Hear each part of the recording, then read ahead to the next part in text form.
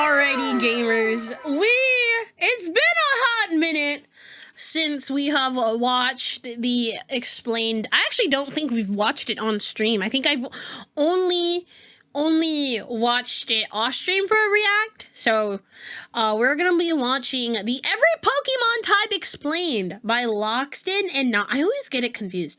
Is it Gnoggin and Lockstin? Lockstin and Gnoggin? I get both of them switched up.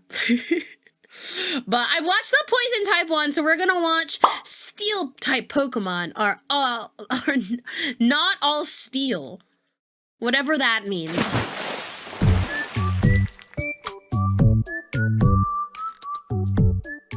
Pokemon don't really need an introduction, and I'm sure you are tired of every single Pokemon video giving you a synopsis of the franchise at the beginning, so let's just jump right in. Pokemon, as you know, essentially are the animals of the Pokemon world. You have squirrels, deers, camels, cows, cats, dogs, and there are even some based on mythical animals in there too, but mythical animals are still animals, while Clink Clang is a pile of gears. Clanker. And Steelix is metal-coated boulders. Odd.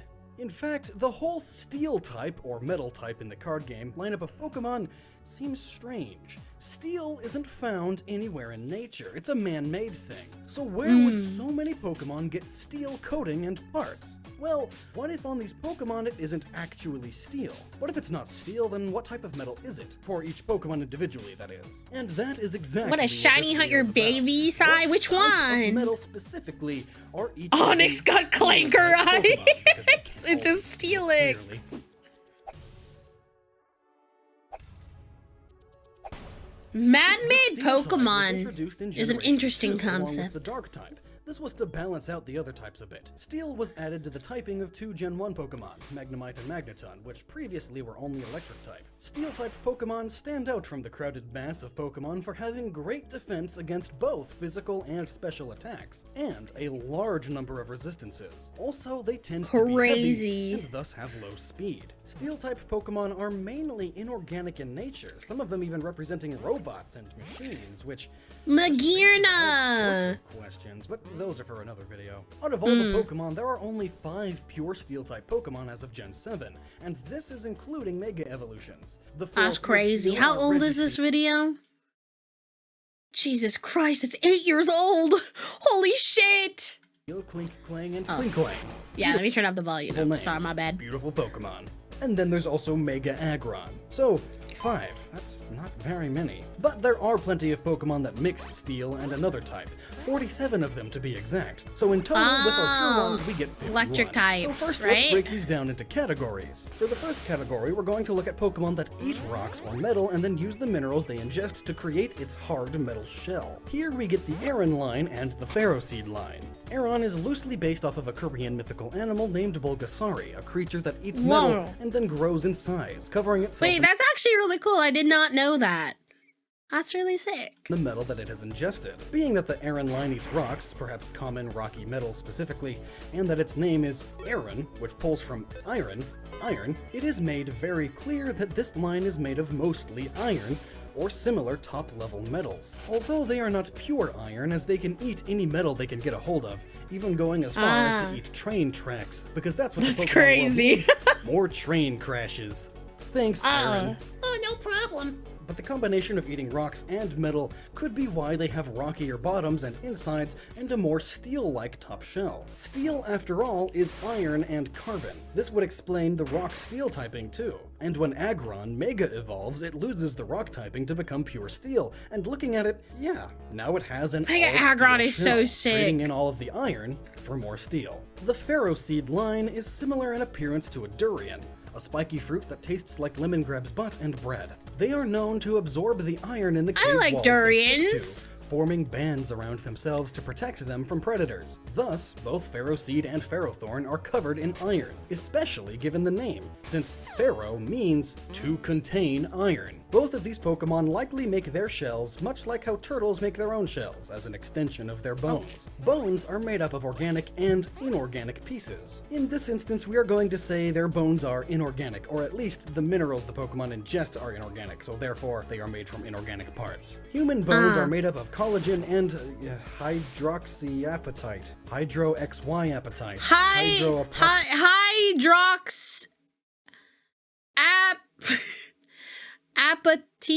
appetite. Maybe it is appetite. Hydroxyapatite. The appetite. Okay, that's also a way to pronounce it. Appetite. I don't... this word. I don't either. It's fine. Quick fact, calcium is technically a metal, so we do have metal skeletons. Way more on that here, a video about what life would be like if you woke up one day with Wolverine's skeleton. It's pretty cool. Check it out. So are humans in the Pokemon world part steel type too? We're probably just all normal type. Just simple, boring normal type. So uninteresting. Hey, you know what? I like normal types. Like normal type Pokemon. Next are the steel type Pokemon that wear metal as armor or for tools. It's not explained fully as to where they get the metal. Some possibly find the metal and slowly form it to their needs, or they have stolen the items from other Pokemon that create metal. In this group, we have Trash Coat Wormadam, Excadrill, Empoleon, Escavalier, Poniard, Bisharp, Fortress, Steelix, Mega Steelix, Scizor, Dialga, and Genesect. First, let's look at Wormadam, a bagworm Pokemon. Genesect is the bane of my existence. If you play the Pokemon TCG, and you have played against String Cheeseman, aka Goldango EX, you know exactly why Genesect is the bane of my existence!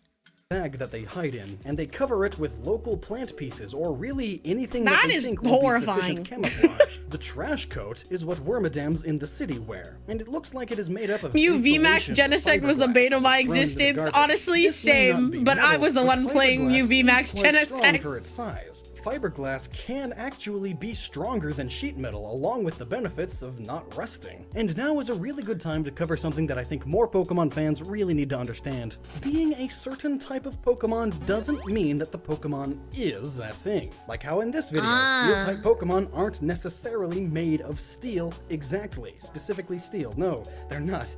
They just have steel-like properties. Much like how not all ghost-type Pokemon are actually ghosts. They just have ghost-like properties. So, Wormadam's trash coat doesn't have to actually be metal just because it's steel-type.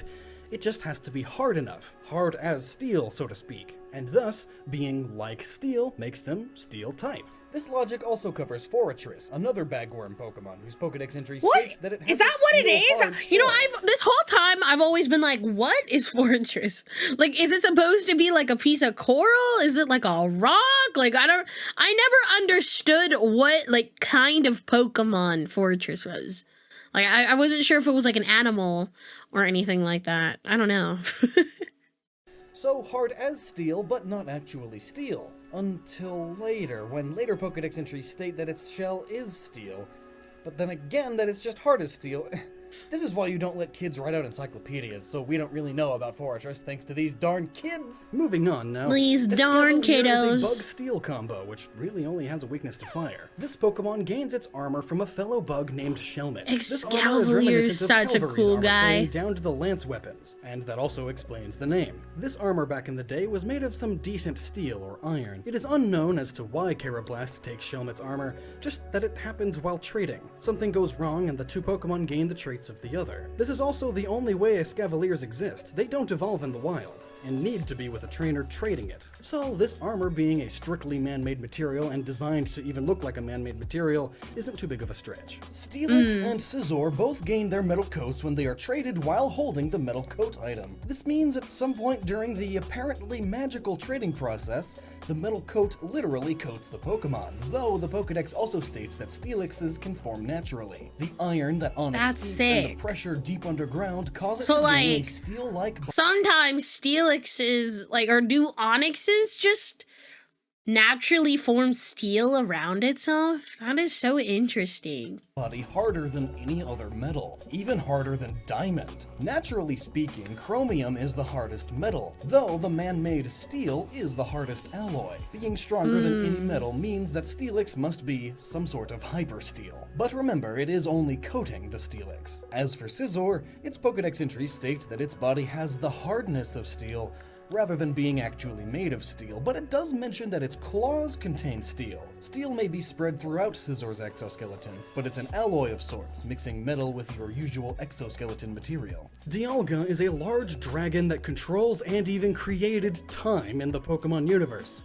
You know, The one that 11-year-olds run around with. Well, based off his appearance and his typing, he most likely has horns or metal-like horns that adorn his body. It is possible that his steel typing comes from the hardness of diamonds, or perhaps that clocks normally have metal gears. And I think that's a little closer. Time, so metal. If we're looking for a metal known for its hardness, then the metal on Dialga may be chromium, due to its extreme hardness and similarities to diamond, both in shiny appearance and in strength. Plus, being directly created by the Pokemon god Arceus as a Pokemon just basically one level below him, Dialga can basically be anything, and it would still make sense. Probopass is quite hilarious looking, with a huge schnoz and funny mustache. Wait, that mustache. I hate Probopass. I'm sorry. This Pokemon just creeps me out. I just don't know what it is. It just makes me very uncomfortable. There was like these magnetic toys that you'd see at the dollar store. What were they called? Google, help. Woolly Willy. These toys were filled with metal shavings, mostly iron, and they would gather around an internal magnet. Those are so gross. I don't like them. Nosepass evolved into Probopass only while leveling up in a highly magnetic zone, meaning that the mustache you see is actually iron shavings. While this Pokemon appears to not be made of metal exactly, it may contain a mix of magnetic elements. That is not safe! Steel mixed with cobalt for the longevity of magnetism. This, of course, would explain the whole compass gimmick Probopass has. Pawniard and Bisharp have knife-like hands or arms with a bladed ribcage. Pawniard is based off a pawn, and a Ponegard, which is a small dagger, and it looks like it's wearing Ashigaru armor, which was Japanese foot soldier armor. Being based off of Japanese foot soldiers, it's definitely made of iron and steel, most likely low grade. Its weapons would also be made of low grade steel, just like katanas and other ancient Japanese blades, while its armor is made of iron plates about the size of cards. Bisharp has a double-bladed axe on its head. This Pokemon is a direct upgrade from Pawniard. First off, it doesn't have the word pawn in it. This Pokemon resembles a samurai, but again, the armor is most likely just iron, and its weapons are again low-grade steel. It is unknown if this Pokemon is born with the knives and armor, or if it finds or makes them. And yes, I know. If you hatch it, it has knives and armor, but that's for gameplay mechanics. Yeah. That'd be cool though if like the V-Sharps are almost like forging their own knives. You know, sharpening them. Genesect.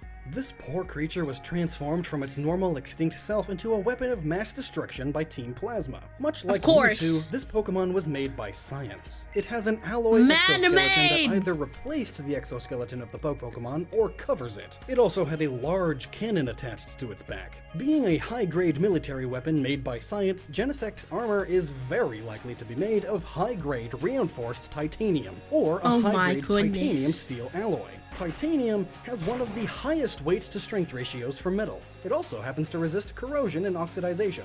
I mean, at least if I were to make a robot of mass destruction, I'd make it out of a titanium alloy. Now on to the next category. We have Pokemon that have adapted to their environment by adding the steel typing. Here we have Sandslash, Sandshrew, Diglett, and Dugtrio. Alolan form Sandslash and Sandshrew had to migrate away from their normal locations due to volcanic activity on its home island, causing these Pokemon to need to adapt to snowy peaks. The typing changed accordingly, and it is now covered in a thick ice armor, and has harder claws so it can better move in the icy terrain. This thick layer of ice on its back forms an almost steel-like armor around its body, preventing it from rolling up into a ball but giving it much more defense. Sandshrew's claws, though, are most likely a hardened keratin that help it grip the ice better.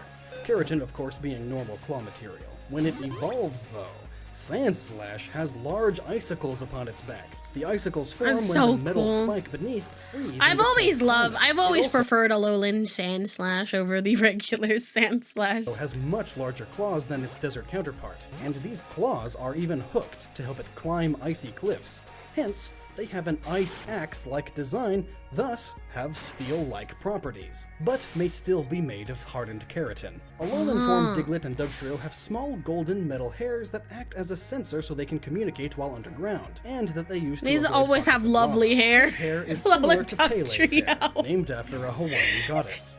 It's made when volcanoes erupt and small droplets of lava cool and stretch in the air, and then get caught on something. These strands act similarly to fiberglass and have a large amount of basalt. That is not safe. Used to make rebar. It is assumed that they gather these hairs and put them on, shaping it into whisker-like hair, so while it may look luxurious, if you ever were to pet a Dugtrio, well, Death by 1,000 paper cuts, my friends. So far, we've covered the Pokemon that don't show magically organic metal traits. Just ones that have metal parts that they collect or are coated with. Now we will get to the Pokemon that are or have metal parts that act as the organic matter. Mawile, Mega Mawile, Beldum, Metang, Metagross, Mega Metagross, Bronzor, Bronzong, Cobalion, Honedge, Doublade, Aegislash, Klefki, Magnemite, Magnetank, Magnezone, Lucario, Heatran, Durant, Togedemaru, Magearna, Solgaleo, Celesteela, and Kartana. Durant, Togedemaru, Riolu, and Lucario are Pokemon that have metal on the outside of their body that grows or regrows with no direct correlation between their diet and minerals. Durants have grown armor to protect against their enemy of Heatmor, the Anteater, though the only thing effective against them is fire, so their strategy didn't work very well at all.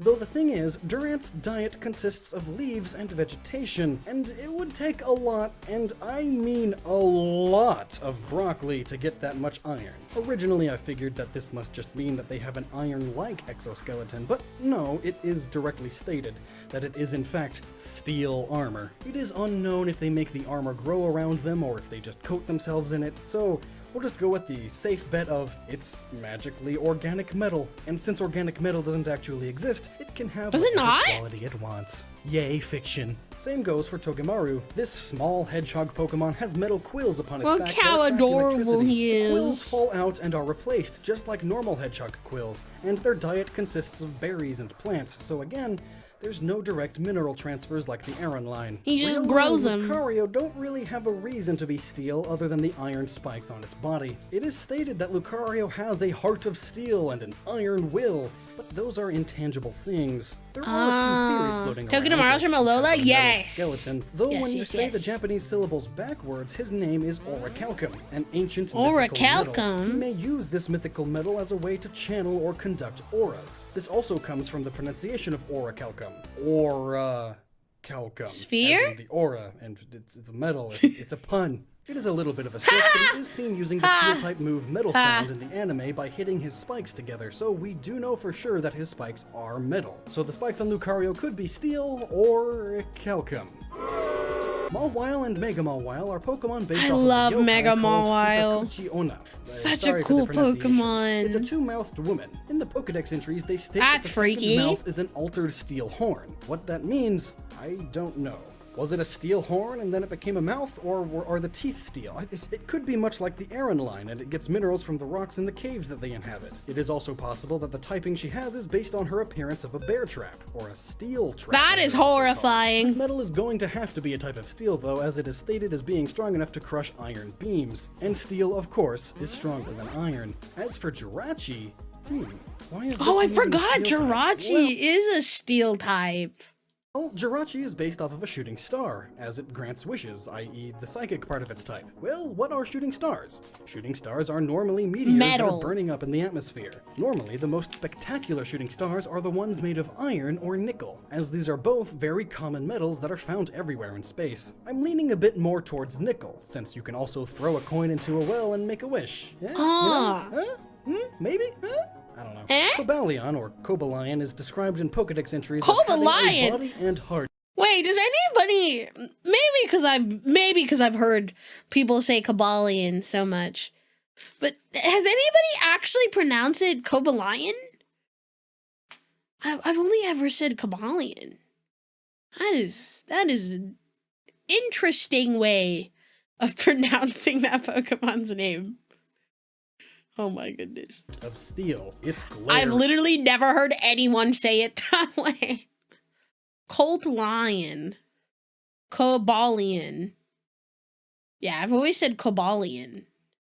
Yeah, Cobalion just sounds weird. Is sufficient enough to make even an unruly Pokemon obey it. Kobe lying! The Justice group of Pokemon are based off of the Three Musketeers. Cobalion specifically is based off of Athos, the oldest and commonly referred to as the leader of the Three Musketeers. In Pokemon, this translates into it being cold, stern, and strong, all common characteristics of metal. Cobalt is also a part of his name, which is a metal that is known to help steel resist high temperatures. This may be a metaphor for how it keeps its cool head, much like the Musketeers. Cobalt is also known for for being blue tinted. So Cobalion having a body of steel may actually be a body coated in cobalt. Belda, Metang, Metagross, Mega Metagross, Magnemite, Magneton, and Magnezone are all either made of solid metal or are construct-like creatures. These Pokemon may give us a glimpse into the way these metal Pokemon in general work. All these Pokemon communicate and control their bodies with electromagnetic pulses and by sending magnetic waves to repulse Earth's gravity. They do not need to eat, but they do sleep,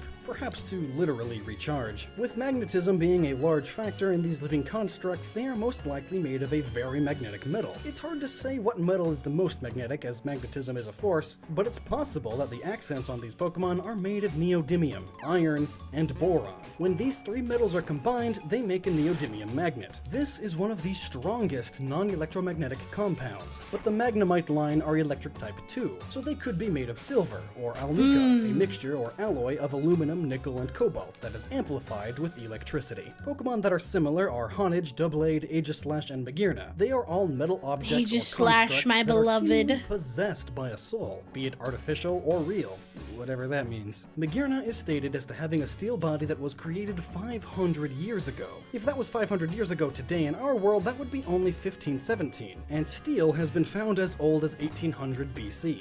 Yeah, that's right, BC. That's 3,817 years ago that we were starting to mess with steel in our weapons and tools. So only 500 years ago? It's totally possible then that they had a good enough manufacturing process to create a construct of this complexity. It's some seriously real Da Vinci stuff. Honedge, Doublade, and Aegislash are all possessed swords that are made of common steel. While Aegislash may appear gold, it is most likely a decoration or thin layer of gold or golding agent to give the appearance of gold, which was common for the more decorative swords of kings, but gold itself is far too soft to be used on a sword. There is also the Clinklane line, being pure steel type, and being literally gears that are alive somehow. And being that they began existing during the Industrial Revolution, it's easy to point to the steel gears that were used during the time period. Good night, thank you so much for hanging out. Is literally that, but alive. But then Reggie Steel gets interesting. Wait, wrong one, sorry. Yeah. I got excited. I saw a Reggie Pokemon and I went, ooh, no, no. It's Reggie Rock that makes that sound, not Reggie Steel, my bad. Ever? Really? There are scratch-resistant metals, but with enough force you can scratch anything. Well, thankfully, the Pokedex also makes this easy by stating that the metal composing its body is thought to be a curious substance that is not of this earth. He is an extraterrestrial! Oh, Klefki. You didn't think I forgot about Klefki like everyone else does, do you? Well, Klefki is a key ring. I love that damn Pokemon. It's a small sentient ring that has a crow-like brain and wants to steal and hold on to all of the keys it comes across because its head is a key. Klefki without keys looks like a weird stick with a ball and a key head. Seriously, look at it. This Pokemon is most likely just made out of low-grade steel, just like a lot of key rings. Who would have thought that? It's almost making this video kind of pointless.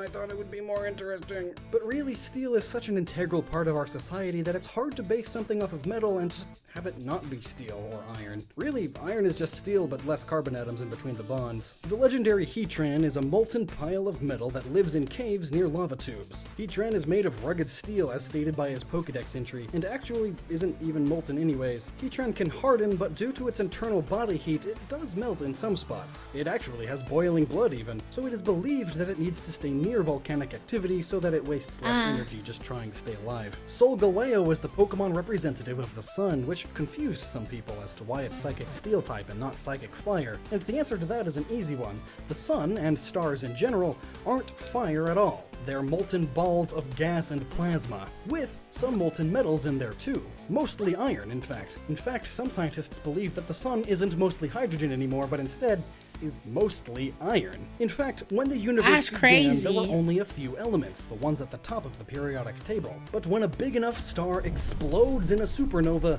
all that energy makes it possible for atoms to combine and create the heavier elements. Holy shit! Exploding suns is why we have metals at all. As for what metal Solgaleo is, it's most likely iron under its fur, since the sun is mostly iron and hydrogen. Also, I have a whole video about the alchemic origins of Solgaleo right here. It also answers all these other questions about Solgaleo. Solgaleo's neat. Sick. Now let's talk about Ultra Beasts, which are Pokemon from another dimension or another universe. There are two steel aliens! Kartana and Celesteela. Wait, that one has steel in its name.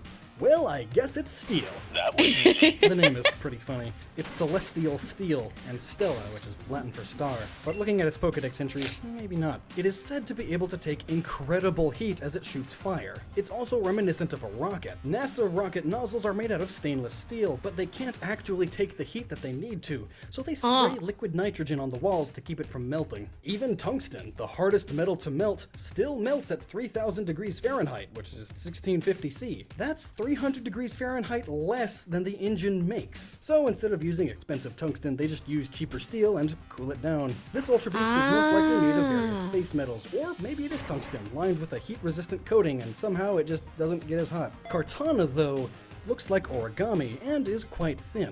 Its weight is almost nothing, coming in at 0.1 kilograms. Oh my god! That's the same weight as That's Labombe, actually which is only insane. 4 What the inches, while heck? Kartana is a I foot didn't tall. know. Kartana is so tiny.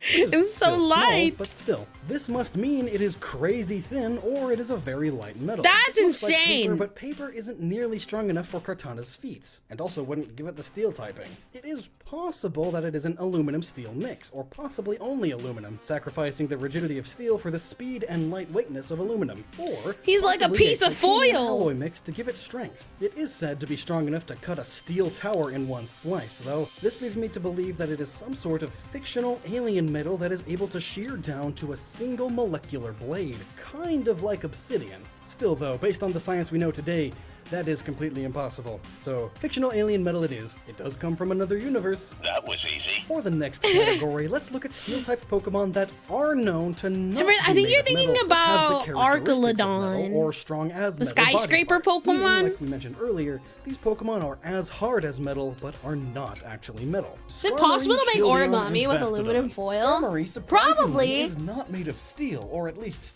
not really? Ugh, this one's complicated.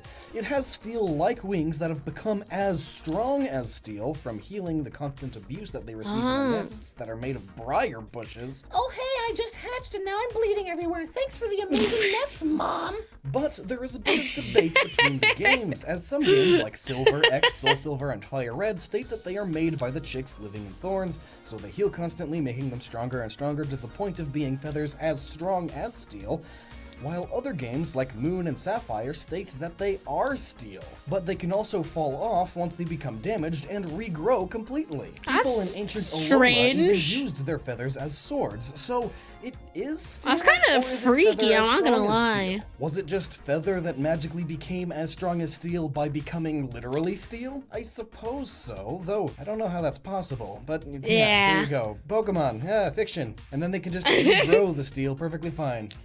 Shieldon and Bastiodon are both ancient dinosaur Pokemon. Bastiodon boasts the highest defense and special defense score of any of the fossil Pokemon, by the way. Both Pokemon are based loosely off of the Protoceratops, or Chasmosaurus, both dinosaurs with very large heads, although in real life these head plates were not as strong as you would think. All they really did was make the dinosaur look larger and thus more imposing, warding off any predators. In the case of Shieldon, the shield Pokemon, big it's dinosaur. surprising to learn that its shield only looks like metal. It actually isn't, as its Pokedex entry Wait, states, really? the skin on its face is very hard hide, and it has a habit of polishing it by rubbing against I trees. So their shield see. faces are just really, really tough skin, like the skin of a rhino with perhaps a hard bone underneath. And Bastiodon continues this. And now, the final category. We have Pokemon with metal that is pretty much unknown as to where the metal comes from. In other words, this is miscellaneous, or it's hard. I don't know. Help. Empoleon is a Napoleonic penguin that has always been one of beloved! I the love coolest starters in my Empoleon. book. In the Pokedex entries, it states that it uses the sharp part of its fin to cut the ice to swim faster in the Arctic. Many boats have That's fins crazy. and protrusions called icebreakers that help the ship from getting stuck in the ice. This metal is made of very high-strength steel. The fins on Empoleon are possibly made of a similar steel, but it is unknown as to if this Pokemon grows the steel naturally, or if it finds the steel and makes a fin cover from icebreaker ships that get abandoned, or even if it it's just Skarmory again. It just beats the side of its fins repeatedly until they get strong enough. I don't know. There's not enough information. Excadrill drills are said to be strong steel that can bore through iron plates. These drills That's are most insane. likely made of a cobalt steel mix. The cobalt gives the steel a much higher heat resistance without sacrificing the toughness of the steel. This would allow it to drill faster and even through tougher things like iron. iron, even cast iron. But again, it is not explained. Even how it cast hits these iron? drills, as Drillbur doesn't have metal claws.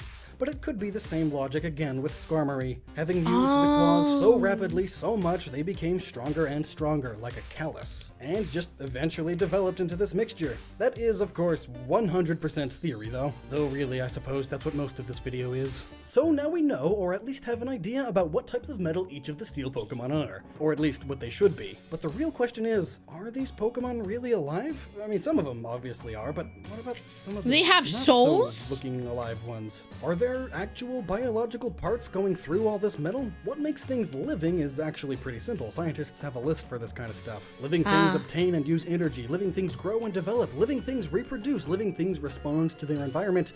Living things adapt to their environment. And living things are made of cells. So if a Pokemon can do all of that, it's technically living. Let's take one of the solid or fully metal Pokemon like Beldum. It uses energy, it can evolve and learn, we know that they can reproduce somehow, and they can respond to Just stimuli eggs. and adapt to it. The last one, made of cells though, this is the only one I can't really prove, as I can't study the cells. It's impossible to determine this from anything that we've been shown in Pokemon. So, I really don't know. Are they more like animals, or are they more like robots? If robots, then are they alive? Do they have In the case souls? of Do they have Pokemon, feelings? There is a sense of magic involved, of course. In fact, in ancient times, people referred to Pokemon as magical creatures. And the more and more we learn about them, the more and more it seems to be the case. So hit subscribe and join me on my journey as I continue to unlock more. Hold up. What the fuck is this thumbnail? Pokemon sex! What is this thumbnail? Why? What could every gender difference in Pokemon explained? Why is the word sex so big? I mean, I know why, but what the fuck?